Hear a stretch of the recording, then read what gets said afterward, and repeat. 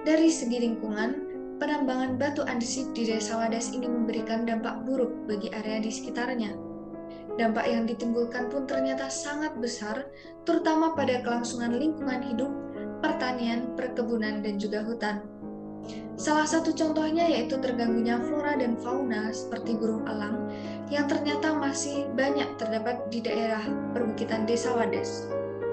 Dalam dokumen analisis mengenai dampak lingkungan atau yang biasa disebut dengan AMDAL, pada penambangan batu andesit maupun pembangunan bendungan bener ditemukan adanya suatu kejanggalan. Hal ini dikarenakan jarak kedua lokasi adalah sejauh 10 km, namun keduanya berada dalam satu dokumen AMDAL yang sama.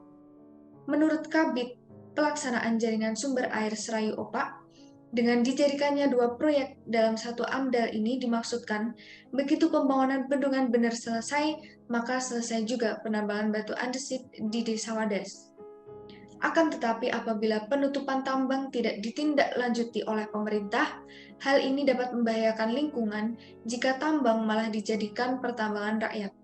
Selain itu, dalam AMDAL tersebut juga tidak terdapat uraian dampak masing-masing proyek secara spesifik terhadap desa-desa di sekitarnya. Menurut salah seorang warga di Desa Wadas, beliau mengatakan bahwa perbukitan Wadas itu termasuk penyangga bedang menoreh yang rawan bencana, terutama tanah longsor, sehingga tidak bisa dijadikan lahan pertambangan.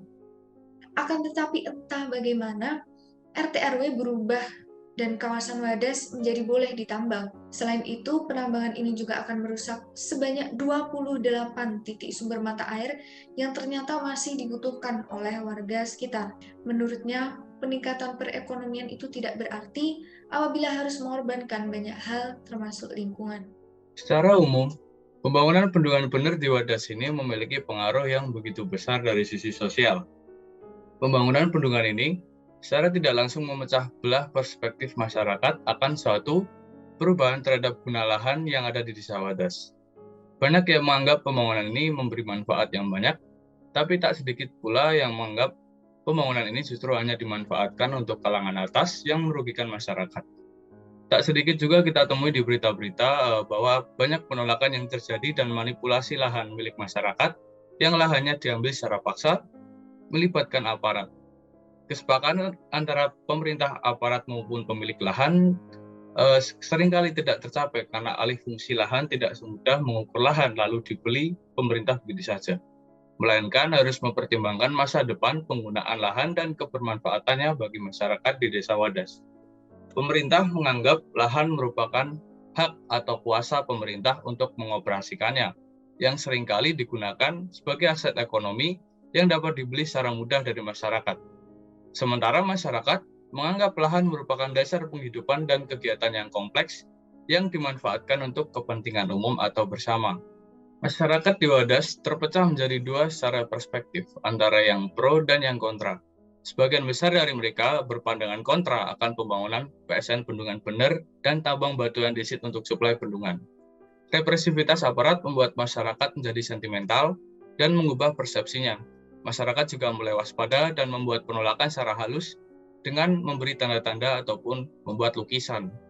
Represivitas semacam ini membuat perubahan mental psikologis masyarakat di sana, seperti anak-anak di sana sama sekali tidak ingin menjadi polisi, dan orang-orang tua di sana juga sama sekali tidak berani melakukan perlawanan secara fisik, dan mereka memilih melakukan diskusi penyelesaian masalah. Tentunya masalah-masalah sosial yang sebenarnya sederhana ini dapat diatasi dengan pendekatan pemerintah terhadap stakeholders atau masyarakat terdampak dengan pendekatan dialogis atau sosialisasi secara intensif di lokasi. Ini bermaksud agar pembangunan bendungan bener ini dapat berlangsung secara terbuka, tidak merusak lingkungan, dan dapat dimanfaatkan sesuai dengan maksud masyarakat serta aturan dan regulasi yang dimaksud pemerintah. Dari sisi ekonomi, penambangan batu andesit di Desa Wadas untuk pembangunan bendungan bener membawa dampak positif dan negatif. Berdasarkan sumber terkait, warga Wadas terdampak tambang andesit mendapatkan uang ganti rugi lahan senilai 335 miliar rupiah untuk 296 bidang tanah. Bahkan, salah seorang warga mendapatkan 6 miliar lebih, yang mana 6 miliar merupakan nilai yang fantastis yang dapat dimanfaatkan untuk berinvestasi di bidang pertanahan maupun di bidang yang lainnya. Nilai tersebut juga dapat menjadi jebakan yang akan habis dalam semalam jika terjebak dalam euforia OKB atau orang kaya baru. Di sisi lain, proyek strategis nasional ini menghilangkan sumber daya alam yang selama ini menghidupi ratusan warga di Desa Wadas. Terdapat 15 komoditi hasil perkebunan hingga kayu yang berperan penting dalam perputaran ekonomi di Desa Wadas. Contohnya, buah kelapa yang dijual secara langsung maupun diolah terlebih dahulu menjadi minyak goreng.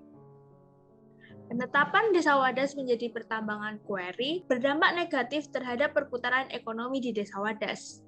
Penambangan menyebabkan warga kehilangan sumber penghidupan yang berpengaruh secara tidak langsung terhadap perputaran ekonomi yang juga akan terhenti. Adanya pembangunan bendungan bener di Desa Wadas ini seakan melempar mundur pada sejarah pembangunan Waduk Kedung Ombo pada tahun 1985. Ada pola dan respon yang sama terkait pembangunan tersebut. Pola pembangunan yang murni bersifat kebijakan pusat atau top-down. Penolakan warga terhadap pembangunan direspon dengan tindakan represif oleh aparat keamanan. Pembangunan dengan skema top-down sering berujung konflik dikarenakan hilangnya mekanisme dan proses dialog yang benar-benar melibatkan masyarakat. Kasus di Desa Wadas membuka mata kita bahwa suprastruktur politik tidak seiring berjalan dengan infrastruktur politik. Kebijakan Presiden Joko Widodo yang kemudian disetujui oleh Gubernur Jawa Tengah tidak diiringi dengan basis dukungan dari masyarakat dan organisasi kemasyarakatan. Ada ruang hampa di antara dua fondasi sistem politik demokrasi tersebut yang seharusnya dapat diisi oleh proses politik deliberasi. Deliberasi yang menyentuh pada keterbukaan dan partisipasi suara warga yang secara langsung bersinggungan dengan objek pembangunan. Proses deliberasi akar rumput dapat diperakasai oleh perangkat desa dalam memberi ruang yang seimbang antar warga hingga kemudian dapat melibatkan pihak lain seperti NGO, media, dinas terkait, dan kelompok akademisi. Padahal, secara sosiokultural, warga desa sudah sangat terbiasa dengan tradisi musyawarah urun rembuk desa. Persoalan-persoalan desa diselesaikan melalui dialog secara mufakat. Hal ini tentu akan semakin ditunjang di era digitalisasi seperti saat ini. Banyak sekali instrumen yang dapat digunakan dalam membangun ruang partisipasi dan transparansi secara masif.